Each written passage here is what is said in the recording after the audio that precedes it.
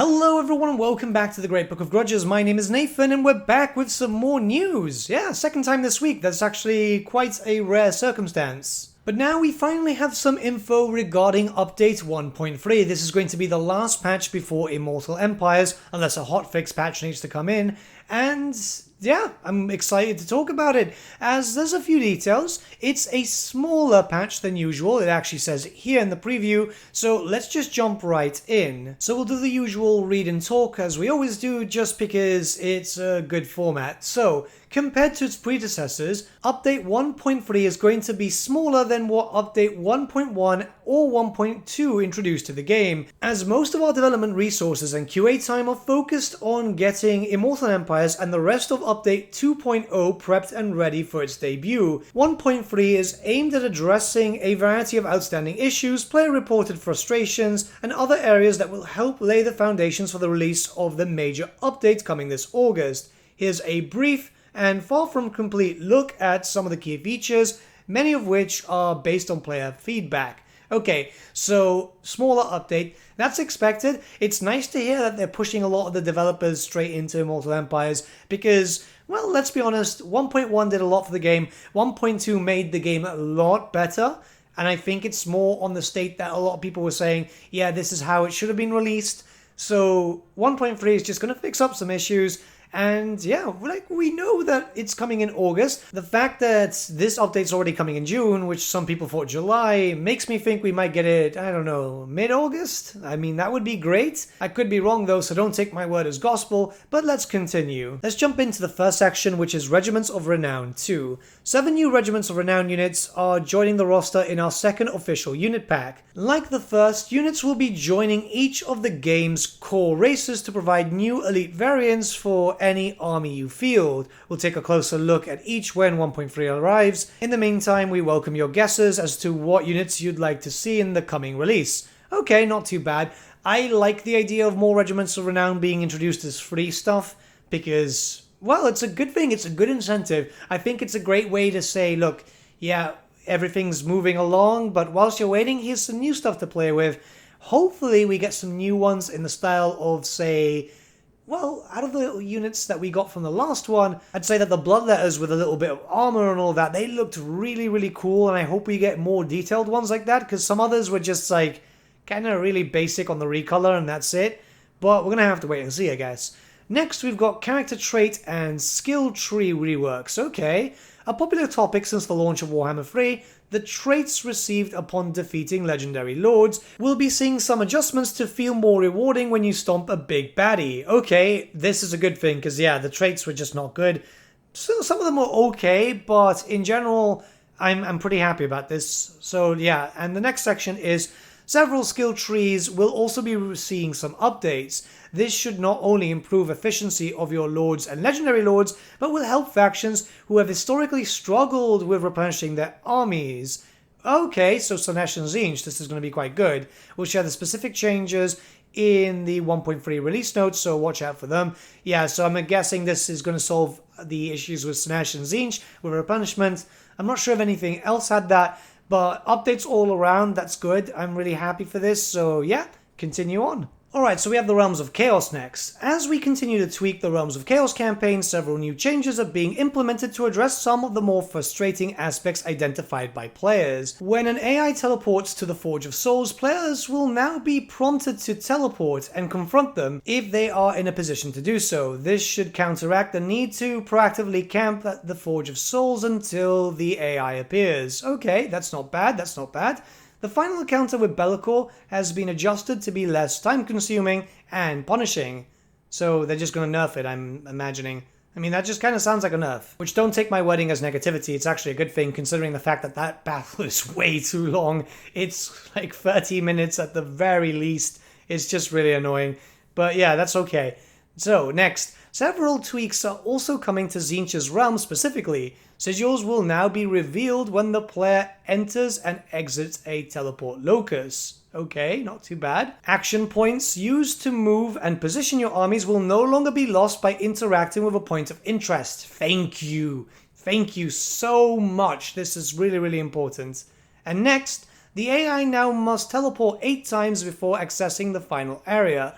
Okay, this is pretty good. So that means that you get a bit more time to actually, go through the area without this going in 1, 2, 3 and done. So, finally.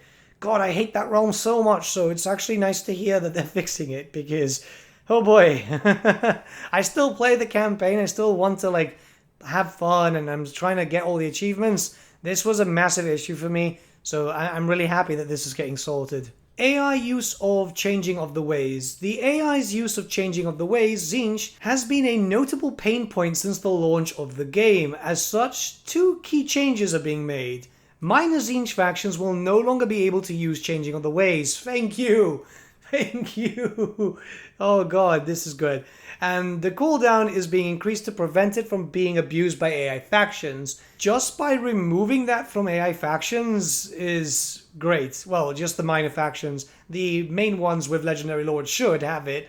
But this is good. This is a very, very good change. Next we have Cathay's formation attack. As promised earlier in the year, adjustments have been made to improve Cathay's formation attack ability, both by adding additional melee defense and by updating the entity behavior so that soldiers will more actively seek out engagements. Okay, so far so good. I mean, I would love to see this in action. I do wish that they would just put little clips on the blog just to showcase that type of stuff, because as far as I've been aware, a lot of issues happen with formation attack. Mind you, I mostly play a ranged Cathayan army, so I've not had that issue because a lot of enemies will just die before they reach me, but But let's move on. Next will be Kurgan spawn rates. Several changes are being made to prevent Kurgan warband armies from spawning continuously, offering vigilant Cathayan players a chance to enjoy some well-earned moments of peace. Thank you. This is a good change, yeah, because it was just getting so frustrating, and I just kind of want to play. Sometimes I want to move into the Mountains of Morn, and I have to keep looking back to see if I'm getting sieged or if they're going to attack me. It's just a massive issue. So this being changed is good. And finally, for this section, Miao Ying now has Eye of the Storm. A much requested fix, Miao Ying will now be able to access her Eye of the Storm ability when in dragon form as intended. Okay, so far so good.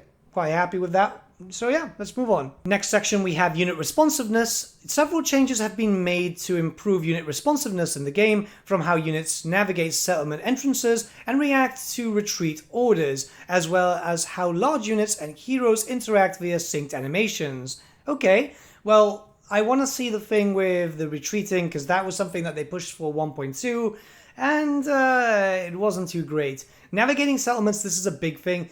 I have seen it with AI and just general units when you issue an order. Some of the settlements can be kind of complicated for the AI in general, and they'll start to blob up or get lost. It's a weird thing. So yeah, if this is fixed now, good. And AI focus on the backline. An issue where AI armies would focus almost exclusively on backline units is being addressed. Okay. To encourage more meaningful tactics on the battlefield, this should also address an issue during siege battles, which would compel the AI to scale walls and march through defending units to enter the city. Okay. Well, in normal battles, they will normally focus on, say, for example, trying to get into your flank. It really depends on what your enemy army composition is, but hopefully it's not just all the same thing over and over, because it just feels like the same battle sometimes over and over. And seeing them not go onto the walls so much and just actually fighting is going to be good. I wonder what they needed to do to fix this. I imagine that they would have had to go into some spaghetti code or something. But yeah, okay, no, this does sound promising. It should make sieges a lot more fun. AI using abilities when they should not. There are a handful of instances where the AI would utilize abilities where the player could not. That is not intended, so we're ensuring that abilities are limited in the same way as they are for the player. Okay, yeah, I've noticed this a few times, so this is good that it's getting changed. Next is plague attrition. Plagues have been noted as exceptionally difficult to deal with, so we're making some adjustments to the duration and strength of attrition effects. Oh, I don't know, because that might make it worse for when you play as a Nurgle faction. Even then, you don't tend to use it too much because you can just go full ham. Yeah, this is going to be something that needs to be kind of tested a few times, I think, at least from the player base, and then report back to CA, you know? And lastly, land and domination battles are now in ranked. Matchmaking will now allow for both land and domination battles in ranked, So more variety to test your skills. Okay, that's not too bad. I know some people didn't really like domination. Like, it's very popular and it is a very good system, but some people miss the old one. So yeah, this is good. This is really, really good.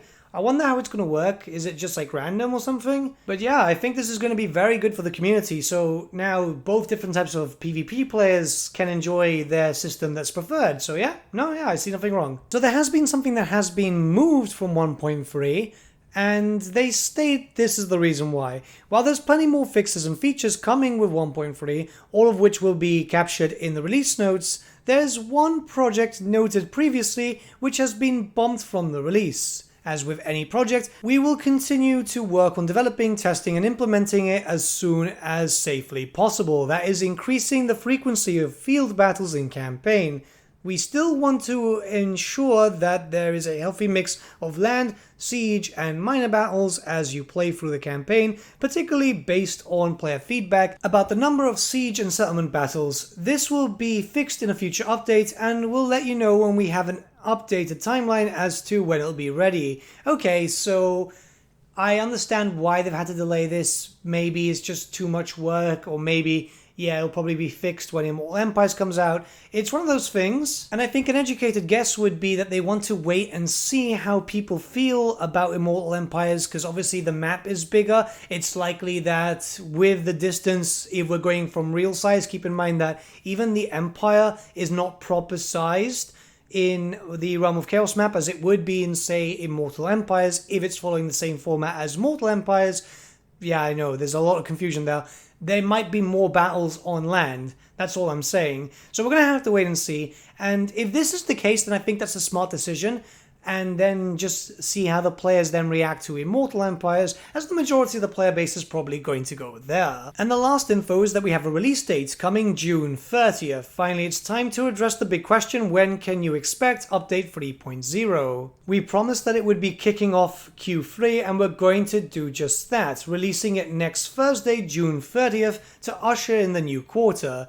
Don't worry, we'll still have plenty of news about Immortal Empires even as we prepare and release 1.3. We hope that you enjoy these additions to Total War Warhammer 3 as you wait, and we'll see you next week as we share more about both Immortal Empires and Update 1.3. Okay, this is cool, so they're going to keep promoting Immortal Empires even as the update comes out, which I think is a good thing. It keeps the fan base happier. And I'm excited. I'm happy to test out what is going on. Hopefully it will come out in a decent time and there won't be any issues. There's no reason to think that, but you know, everything can go bad in the last second type of thing. But yeah, no, I'm happy. I'm happy. I think this is a good way forward. 1.3 should fix out a few issues. The Realm of Tzeentch, most importantly. Oh my god, I can't believe that's getting fixed. And yeah, if that's all said and done, I guess then we can start looking towards Immortal Empires, which I think is a good thing. I think Brave Assembly have been doing a lot better now with communication, which they have been lacking in the past. Hopefully this stays, not just until after Immortal Empires, but like going forward, like any new DLC, any new Total War game. I think this is really good, and I think the community's appreciating. I'm appreciating it a lot more, that's for sure. So yeah, let me know what you guys think about all this in the comments below, and let's start a bit of a discussion.